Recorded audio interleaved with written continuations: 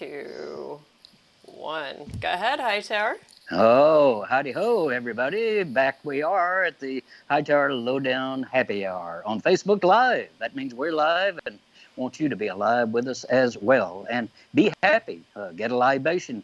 I happen to have mine right here. It would be the Hoppy Anniversary Ale from Sierra Nevada out of Chico, California.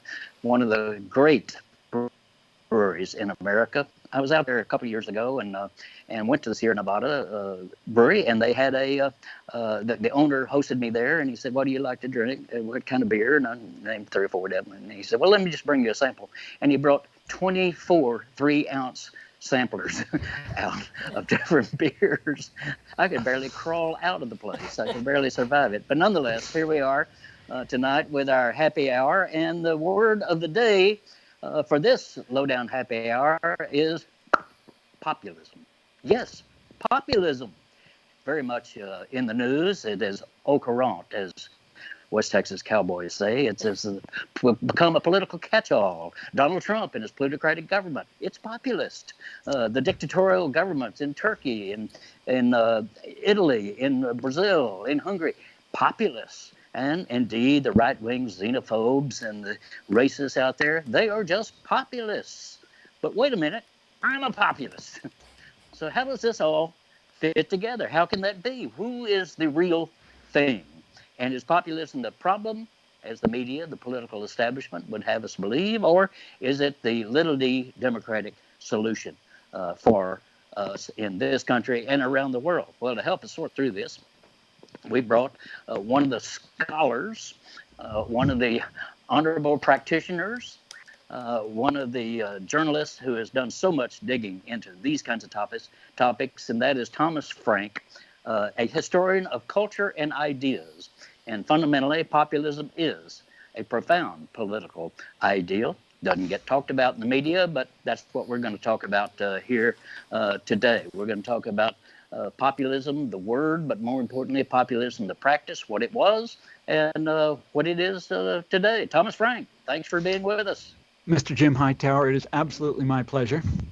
And there you are. Where? Where do we find you? I'm in. This is the the room I grew up in my dad's house in suburban Kansas City.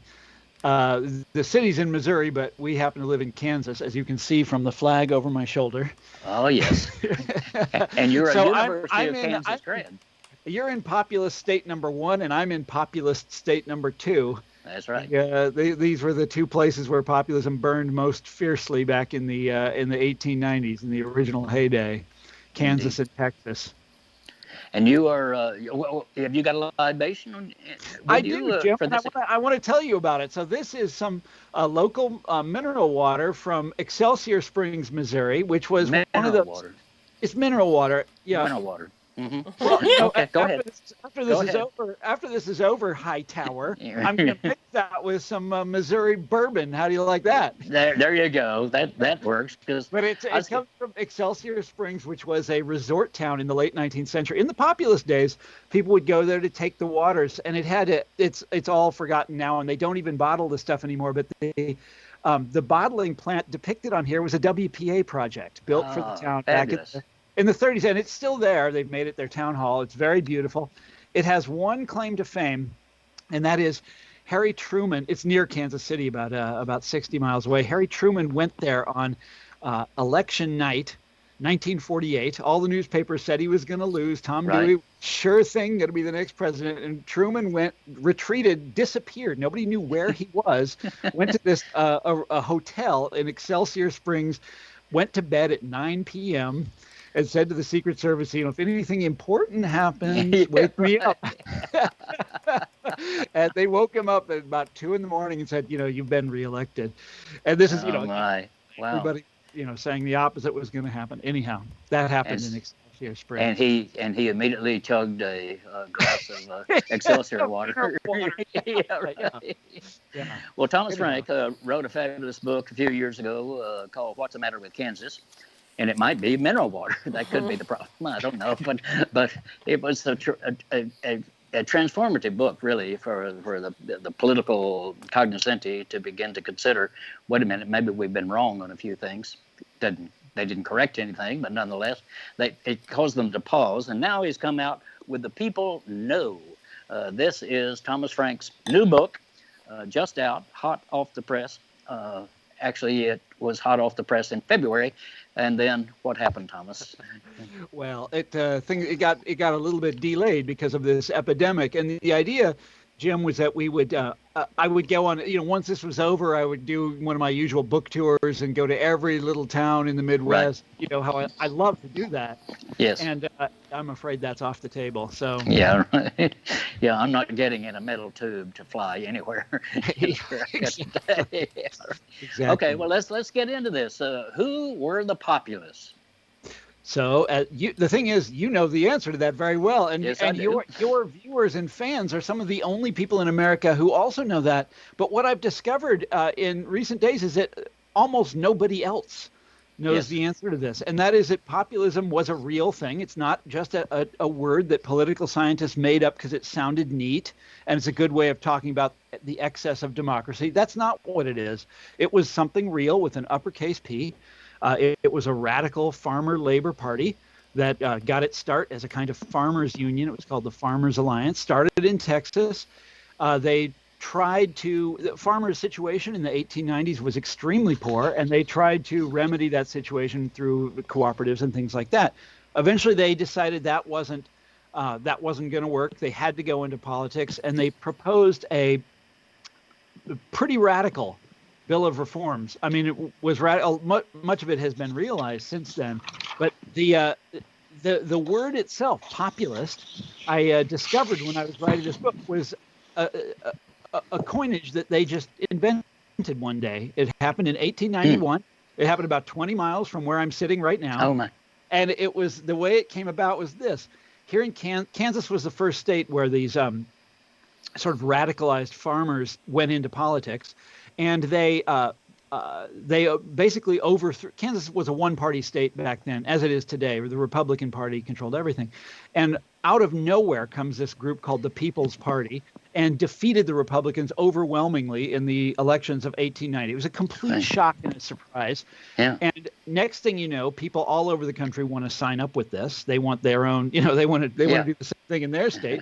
And so a bunch of the guys from Kansas go to a convention in Cincinnati where they talk about this. Now, on their way home, they're on the train going from Kansas City to Topeka, and they're talking about, we need a word to describe people who are members of our party, people who are supporters of this movement. A brand. And one of the guys on the train spoke some Latin, and he made the word up using the Latin word populus, which means people, and they just coined it out of thin air. And it appeared in a populist newspaper. They had these radical newspapers in every small town in our part of the country, Jim, and they had it in print within days after that conversation. So it was May 1891. They invented the word out of whole cloth. And this is important to remember because when you hear all these political scientists and pundits trashing populism and using the word to just mean whatever they feel like, they often are not aware that it actually refers to something specific. And I discovered this is especially true of Europeans who use the word to, and I don't mean to completely trash them, right? Because what do they know? I mean they're not in America. They don't know this whole history. But they're completely unaware that there was ever a group that actually called itself the Populist Party and that did these things and had these reforms. And by the way, bears no resemblance to Marine Le Pen or Jair Bolsonaro or Erdogan in Turkey or Trump in Washington. No, it is nothing like that. Or Sarah Palin or Rush Limbaugh or others who have described themselves as populists. It has nothing to do with that. And so that became my sort of quest. First I discovered where the word came from and how it was invented. And by the way, it was once upon a time kind of a famous local story. It was in the Kansas City Star many times. Up until the 1930s, they would run these stories about how this conversation on a train, invented the famous political party, the great movement that we all remember from our childhood, on and on and on. Anyhow, that's all forgotten, and now we use it in this completely opposite sense. And so I had to, I had to figure out why, and that Yeah. became the sort of quest of the book. How did such Well, an awesome word become such a terrible word? Well, and let's bring it up to date by going to the past. This you mentioned their progressive agenda and how much of it has been achieved. Actually, most of it has not been achieved. We're still struggling to do it. The populists in their platform in 1892 was the first party to call for women's suffrage, the first party to call for an 8-hour day for labor, first party to have wage protections, first party to call for the direct election of U.S. senators, the first party to call for an end to the Pinkerton system, which was basically union busting, professional union busters, much like Donald Trump's secret police that he's sending around today. The first party to call for a graduated income tax, the first to call for initiative and referendum to bypass legislators and professional politicians, the first to call for public ownership of railroads, telephones, and telegraphs, the first to say no subsidy for corporations at all, not any subsidy would be available to corporations, the first to call for a free ballot and a fair count, which we're dealing with right now, the first to call for pension for veterans, the first to oppose corporate lobbyists, right on down the line. Well, you left out a really big one, which was to reform the currency. Yes, and we did it. This is the interesting. Right. Everything you just mentioned eventually happened. It didn't happen while the populists were still around, but they all eventually. These are all like, of course, this is the framework of our modern society. We would be lost without these things.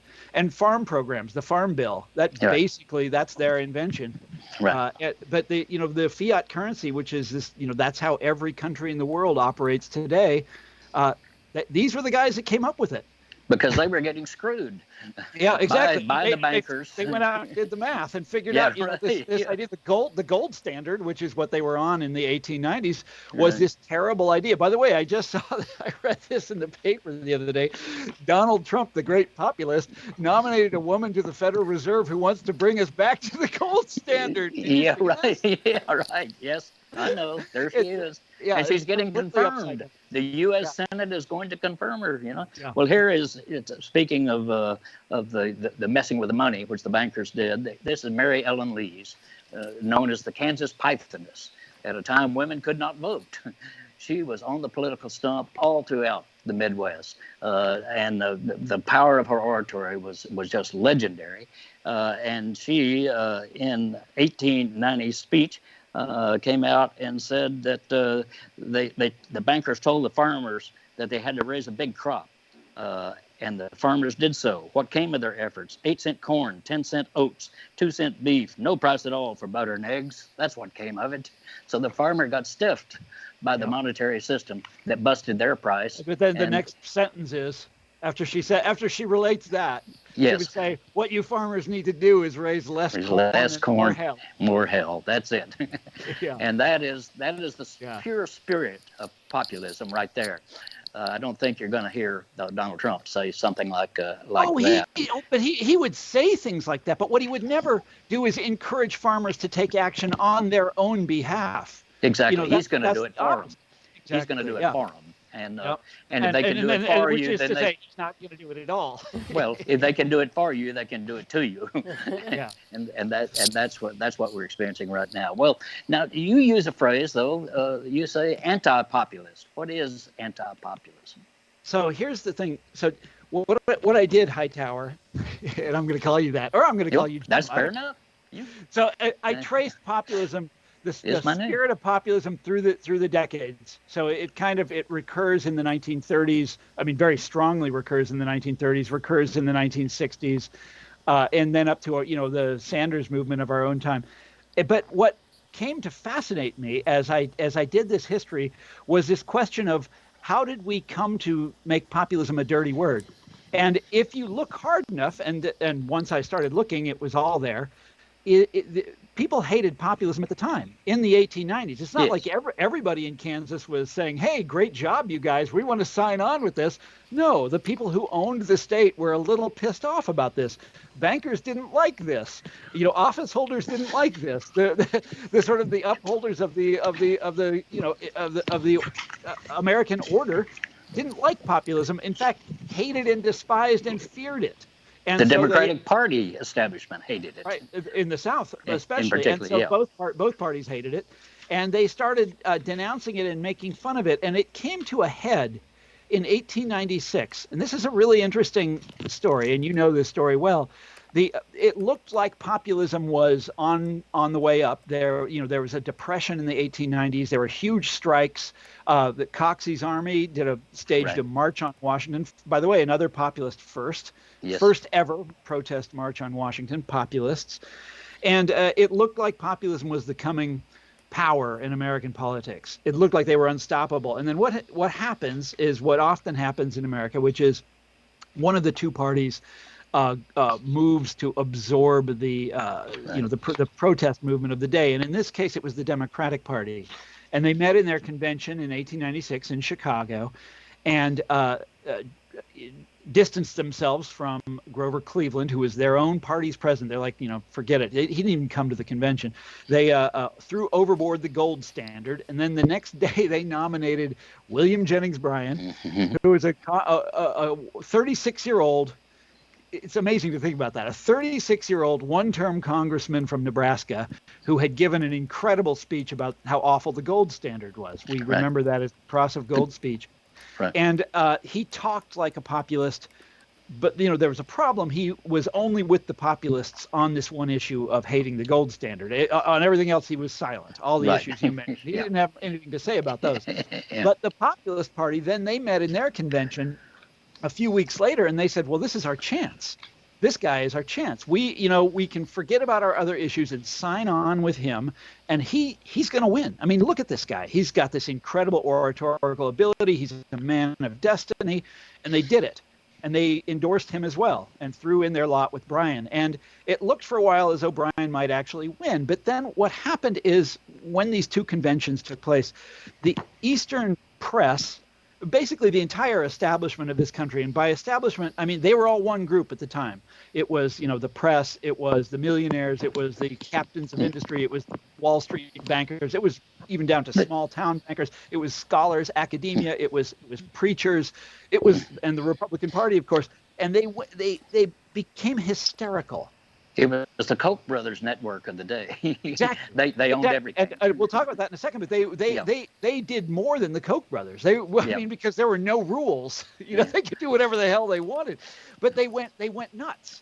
And I call this a democracy scare. What happened in 1896? They convinced themselves that anarchy was just around the corner. That the public, that the worst elements of society were rising up against the best, meaning themselves, and they spoke about Bryan as though he were the Antichrist. And I've got a bunch of the sort of political cartoons from this moment of hysteria on my website. And maybe we're going to show them to you later, or maybe we're going to show them to you now. But they went after him in the most extraordinary fashion, describing him as a maniac, describing him as mentally ill, unfit to rule, a man who's a complete demagogue, who has not a thought in his head, who's a puppet of others. And the one word that they used, that they settled upon to defame Bryan, to describe Bryanism, the word that they used was populism. So already the word's been redefined in 1886 as something. They were taking the positive and turning that negative. And yes, that's what into the most, Trump is expert at that. Yes, and so but populism was almost a satanic doctrine. They compared it to the French Revolution. It was like the Jacobin clubs. It was the end of our civilization. They couldn't call it communist yet because the Soviet Union hadn't happened. But they used everything they could, and they described it as a form of mass hypnosis. But basically, it's the exact same bill of sort of attacks that you see today from the pundits of the center left and academics of the center left talking about what they call populism. It is descended. Their use of the term is descended, well, more or less directly from 1896. But the twist is that they don't know that. Yes, They don't know right. that they are mouthing this doctrine that was that was the property of people that we would today call the extreme right. I mean, No, extreme. These are people who extreme. believe the gold standard. Yeah, they're Extremely racist. If you go totally back and read, plutocrat. A if you go plutocratic back and read system, their totally. their Yeah, humor magazines, which I did for the yeah, research of this, their humor magazines in which they just dragged William Jennings Bryan and the populists in the cruelest way. These magazines were incredibly racist. yeah. This is the Big anti-populist. surprise. Yeah, right. Populists were the good guys in all of Yeah, this. right, right. But Yeah, anyhow, it's because the populist movement had black contingents within it and on the executive committees of their yeah, state that's right. organizations and et cetera. Well, I want to get into how they reached so many people and what we could learn from that today. But before we jump into that, Deanna, I think we've got somebody who wants to share a thought with us or ask a question. Yes, indeed. Let's see. We've got a couple here going on. And I'm really glad y'all are getting into the historical aspect of the co-opting of populism, because this has come up several times in the comments. John was talking about how populism is implied in so many of these party terms, even National Socialist Party, the way that they've talked about Nazis basically talked about themselves as populists in that co-opting. They actually never did use that. That would be bizarre if the Nazis had Yeah. used that word. That word was never used to describe right wing movements before the 1950s, and I can explain why. Oh, I would love to hear that. And another thing before I disappear again is Kevin asks is how much damage do you think did Huey Long do to the reputation of populism, or does he get a bum rap in your opinion? By the way, that's another guy. So Long is really. You want to take that one, Hightower? Yeah, well, yeah, he does get a bum rap because he did many good things, and he stood he did things that were unthinkable in Louisiana, there, including making sure that there was integration of hospitals and health care for black people and et cetera. And he took on the moneyed establishment, and he scared the bejesus out of them with his anything for everybody program, his every man a king Yes, that's program. it. By the way, a phrase he borrowed from Bryan, from a William Jennings Bryan speech. Yeah. It's one of the few William Jennings Bryan speeches you can watch on YouTube. Yeah. It's Bryan giving this speech, or it's a recording, but it's on YouTube. You can't watch it. Actually speaking, but it's a recording that you can listen to. But so how did the word come to mean these right-wing movements? It's a really interesting question, and the switch began in the 1950s. So if you look at the American dictionaries, the word populist up until the 40s and 50s always referred to, first definition is this political party in the 1890s. Second definition is parties that are similar, meaning like farmer labor parties. Right. And what happens is in the 1950s, there's this very famous work of history. By the way, populism is a subject that historians love. They sort of romantically inclined historians, and all the great American historians have had something to say about populism, and we'll talk about that later. But I mean, every single one of them. But well, I can even go back. Let me just jump in a little bit because it was when I was in college in Denton, Texas, University of North Texas. I took a history course, a sophomore history course, and it included this book, A History of the United States Since 1865, by T. Harry Williams, who wrote the great biography of Huey Long later on. But anyway, this history book was the first time, and it had pictures of Socrates Jerry Simpson, who was known as the Socrates of the Prairie. He was from Kansas, I believe. That's right, he was. And it included and Socrates. By the way, they had in the populist movement, they had parades and gatherings and things, and they would have little girls on floats darning socks for to Jerry hand out, Simpson. symbolic of Yeah, Socrates, they would Jerry have these Simpson. huge parades in these small towns in Kansas, Yes. these manifestations that were gigantic. They would have, uh, you know what a Chautauqua is, Jim, Yeah. but I don't know if the audience knows. They'd have these encampments that would go on for a week, where they would have speakers come in from all over to educate people about modern economics and that sort of thing. And they would refer to themselves as an educational movement. They would have their own lending libraries here and there, cheap paperback copies of important, economic works, that kind of thing. But so in the 1950s, you have one of the most famous American historians of them all. His name is Richard Hofstadter. I used to admire him when I was younger, because he's an elegant writer and an elegant thinker. And he wrote in 1955. He wrote his sort of magnum opus. It was called The Age of Reform, and in it he tried to, as historians are always trying to reverse the image that the previous generation held of something. And up until 1955, American historians loved populism and thought it was this great thing. Charles Beard always talked about it. And anyhow, so Hofstadter decides to flip that on its head and argue that no, populism was this kind of proto-fascist thing. It represented people who had declining status, and because they had declining status, they had all sorts of psychological issues. They had all sorts of pathologies. They couldn't think. They were anti-intellectual. They were anti-immigrant. They were anti-Semitic. He said they were not just anti-Semitic; they were the main source of anti-Semitism in American life. Turned out to not be true, but No. he said. He said they were, mentally ill. I mentioned that.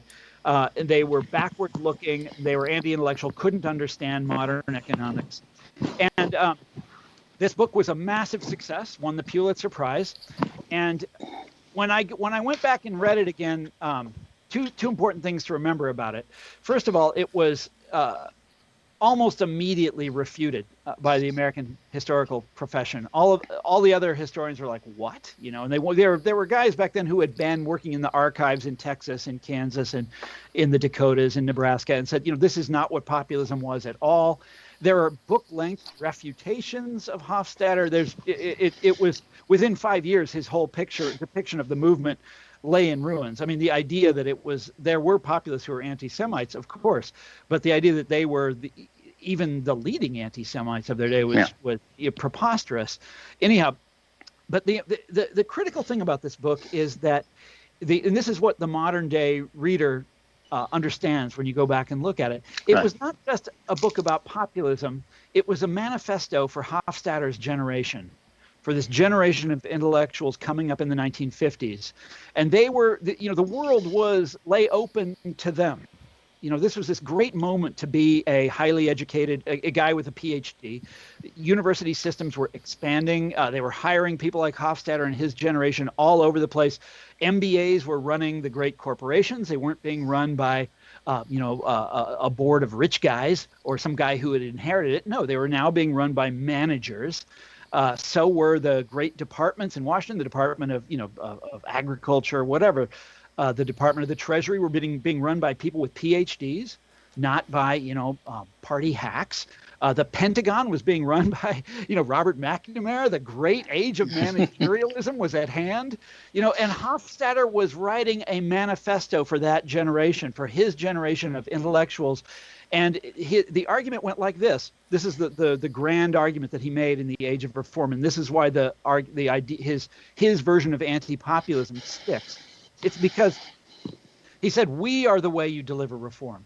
The way you get reform, the way you get a good society, the way you get prosperity is by having people with economics PhDs turning the knobs in Washington. So total managerialism, total technocracy. That's how you get reform. It's not by having giant movements out in the street. It's not by having mass movements of working people like populism was, or like the AFL-CIO was in the 1930s. That's not what you want. You want us, people like us. But he needed a word to describe the opposite of himself, the opposite of what he and his generation were offering. And he took their name, populism, and built this stereotype of it. This is why you don't want mass movements of working people. And he was also at the time that what had really frightened him was McCarthyism. And he wanted an explanation for McCarthyism, he and his generation. And so they decided that McCarthyism could be described as populism. By the way, another thesis of theirs that was absolutely and utterly Yeah. ridiculous. McCarthy Well, had nothing to do with populism. he might have been an elegant writer, but he was stupid. But exactly. in So any realization bore no relationship, or it bore some relationship to the facts. He was a good historian, and he had read the books and stuff like that. But he took everything out of context. He cherry picked. He made all the it was he made all of these mistakes. And later historians nailed him for it. The book was as I said, crushingly refuted. But here's the thing: nobody knows about the books that refuted it. Like Michael Paul Rogan wrote a book-length refutation. I mean, it's an incredible book. Came out in the mid '60s. It's strictly academic. Nobody reads it outside of academia. A guy went to the Kansas Populist Party and examined it at the county level to see if they were really anti-immigrant, and they weren't. It's like, yes, this right. county chairman was from Scotland. Well, this county chairman was from Denmark. Here's the book that refuted it, and that's Larry Goodwin's book. Yes. The Democratic Promise, the populist moment in American history. And the difference between Larry Goodwin as a historian and Hofstadter is Hofstadter sat in an office in New York City, and Larry Goodwin went out to the people themselves and read the materials just like you've done for this book. The people know. That is exactly right, and that's read the documents. Goodwin's one of my heroes. He should be. And Goodwin just crushingly refuted it. I mean, he thought populism was, rather than being a scary movement of crazy people on the march, he thought it was the high point of great hope of democracy in America. Anyhow, well, one thing they did that the original populists did that I think we have much to learn from, and that is that it was initially an economic movement rather than a political movement. Economic being that they were creating cooperatives so that farmers could get their own capital, could control the capital to do their crops. That they had cooperatives that could do the marketing, could hold the crops until the prices rose up. They had cooperatives to do the transportation. They had a cooperative commonwealth, as they called it, a great model that, by the way, is rebuilding in America. You got to remind me that term comes up in a really interesting way in our own time. Yes. Okay. But the other part of their movement that they understood clearly was it has to be a cultural movement. That the culture reaches people before politics, and much more than a political speech. If you hear Woody Guthrie's Pretty Boy Floyd, the outlaw, that through this world I travel, I see lots of funny men. Some will rob you with a six gun and some with a fountain pen. That is a powerful political statement right there. And people got that. They understood it. And that was the power of the political orators. Elizabeth, Mary Ellen Lees, and Socrates, Jerry Simpson, Jim Cyclone Davis. They had all these wonderful names. Was that they were talking about things people were experiencing. And so they knew it in their guts. So there was truth to it, a genuineness to it. And the culture, they had music. They had plays. They had songbooks. You see them in the archives when you go digging. That like the Kansas Populists had a book of songs, and they're all like making fun of bankers and stuff like that. Right. But I love that you mentioned the cultural side, because where this really comes into fruition, and a lot of your listeners are going to get this immediately, is in the 1930s, when there was this whole. I mean, the idea of the common man became the sort of motif of the entire decade. And again, you have economic radicalism paired with this really extreme cultural populism. Everything from Frank Capra to Orson Welles. You just mentioned Woody Guthrie. I like to think of Paul Robeson. And I go right down the list in the book, talking about the culture of the 19th. And this is very much in our.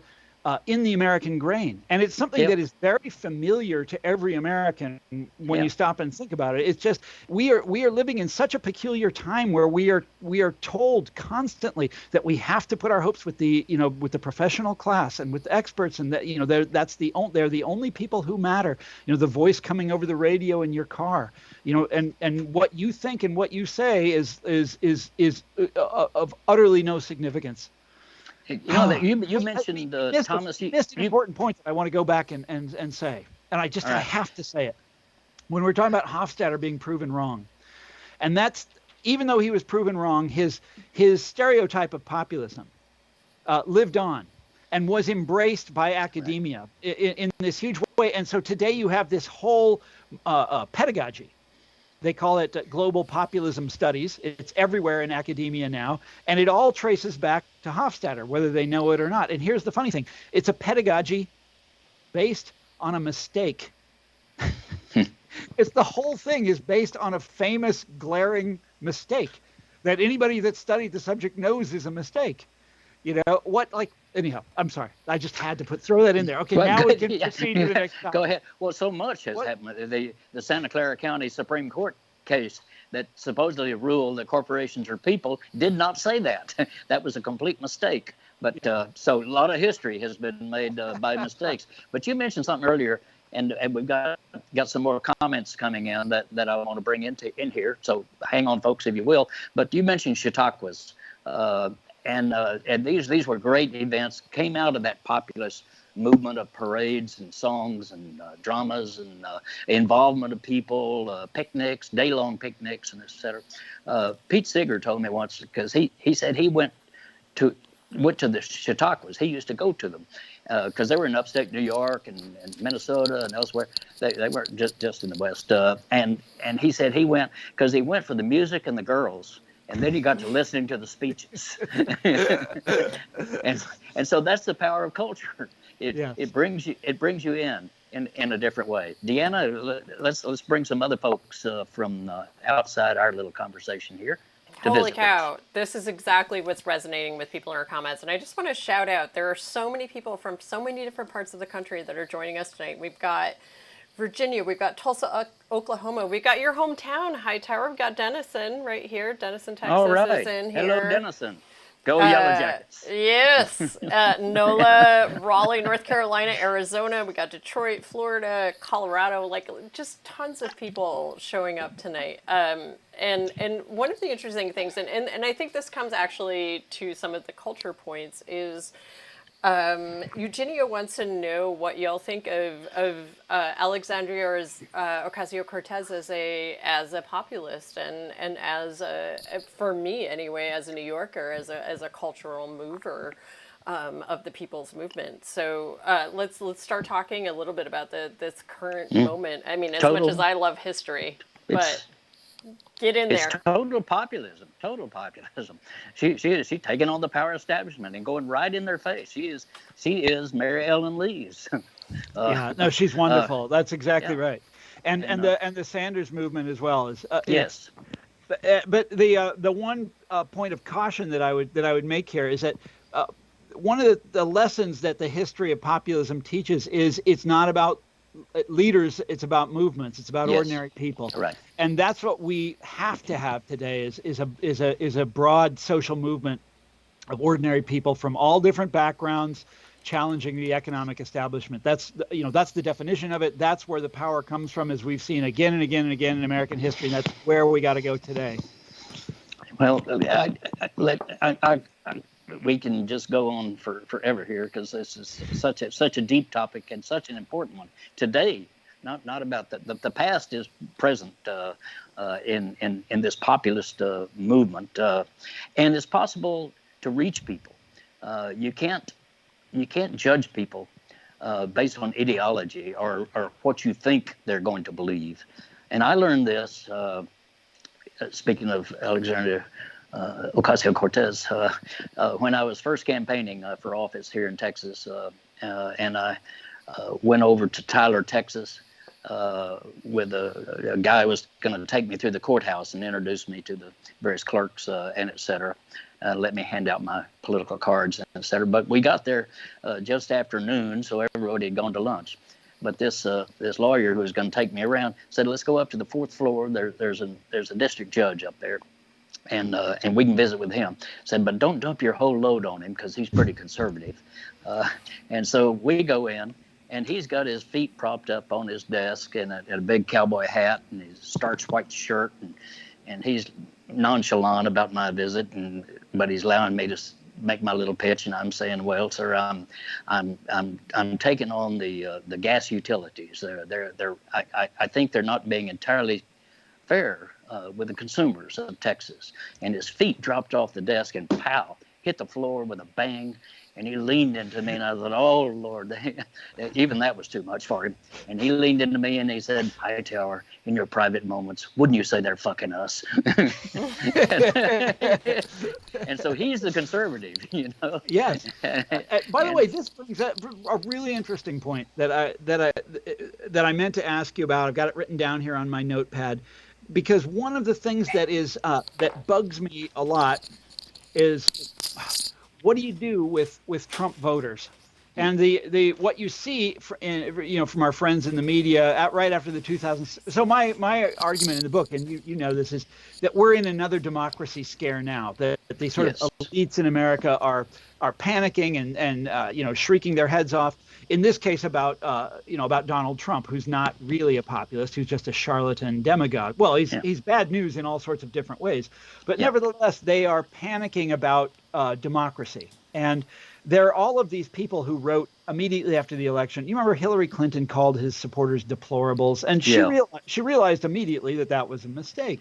Yeah. But the sort of broader center left, who so manifestly control the media, said no. She was not only exactly right, she didn't go far enough, and those people should this whole sort of denunciation of those people. And I keep thinking of a line from your friend Larry Goodwin. So after he wrote his sort of magnum opus about populism, he wrote a bunch of articles about how you build a populist movement or a civil rights movement or a labor movement. Yes, he did. How do you put something like that together? And one of the words, a phrase that he used, it stuck in my head, and I think it's so important today. He said you have to practice ideological patience when you're working with, when you're trying to build a movement of ordinary people. No, they didn't go to graduate school. Yes, they don't know the terminology. They voted for bad people in the past. Yes, they have. They're like your county commissioner that you just described. Yeah. But that's if you want a movement that's going to challenge economic power, this is the material that you have to work with.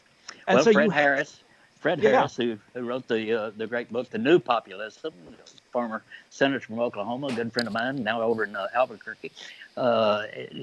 He said in his campaign, you can't have a mass movement without the masses.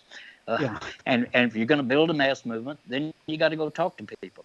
And in terms of the Trump people, it's not an academic argument, and nor is it a confrontational political argument.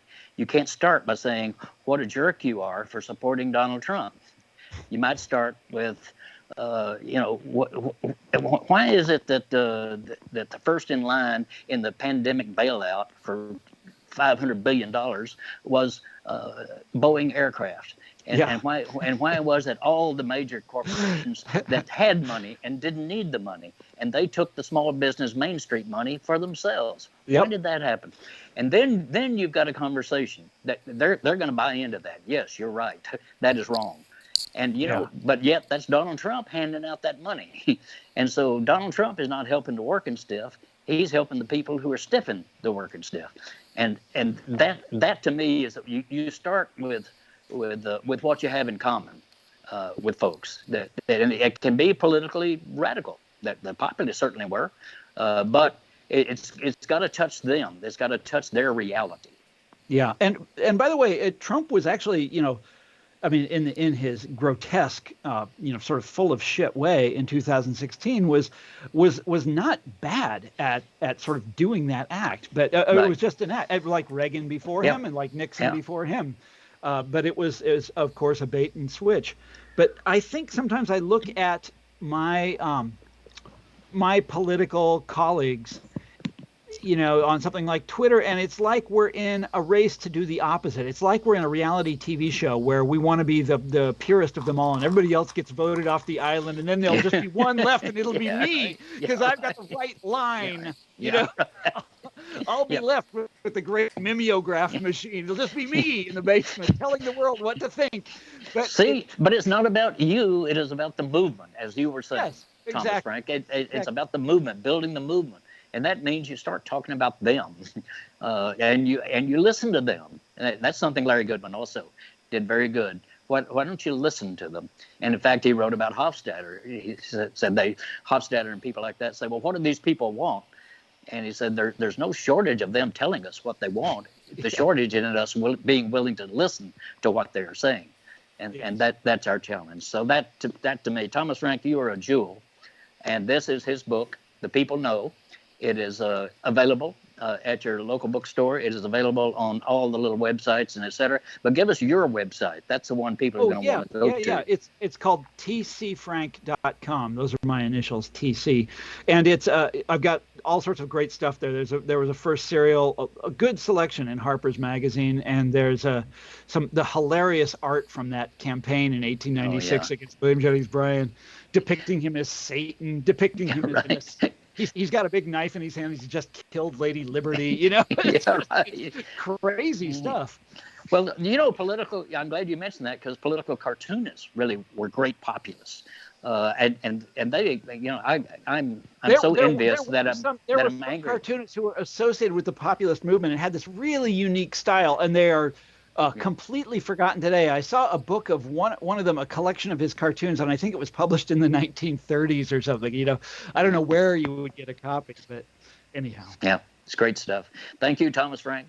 Thanks for being with us on our happy hour. This is my pleasure. My pleasure. Keep slugging down that elixir that you've got there from Kansas water.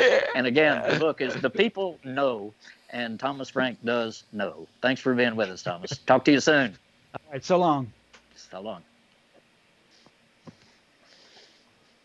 Bye, guys.